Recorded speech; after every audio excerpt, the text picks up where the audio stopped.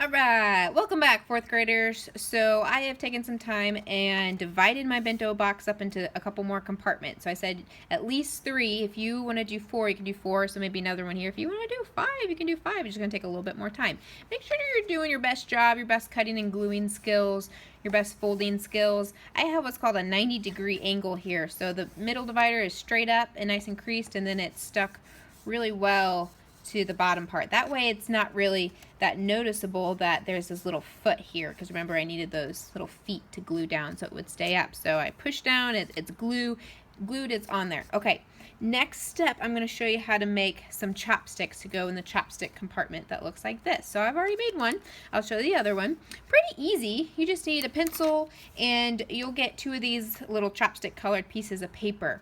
Your pencil, it might work best if you have a longer one. If you have a real short stubby pencil, it might be kind of frustrating. So you are going to roll this piece of paper around the pencil.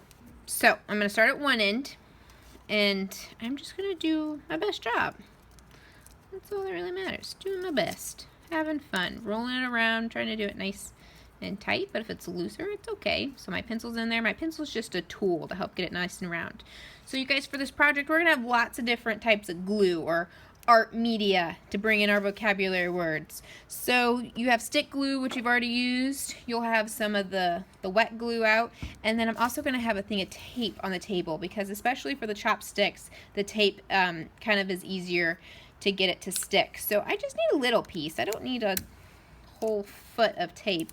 And I might do a little piece of tape right here on one end where it touches, and then maybe a little piece at the other end, so it's nice and secure. And this tape's really nice because it's clear, so you don't see it very well. It kind of blends in. Ooh, it's camouflage. Okay, and so once it's taped, I can then take the pencil out, and I got this nice chopstick. Sometimes chopsticks are thinner at one side, so if you want to like kind of cut this down to make it thinner, that's up to you. Or if you want to try to roll it so it's thinner at one end and thicker at another end, go for it. You have a creative license. So I got my 2 chopsticks. So I can either glue or tape those right in there like this. Sometimes it's kind of neat if you have them popping up even more, like if they're crossed over and sticking off the bento box like this. I think it's kind of fun too if you did some sort of little decorative chopstick holder.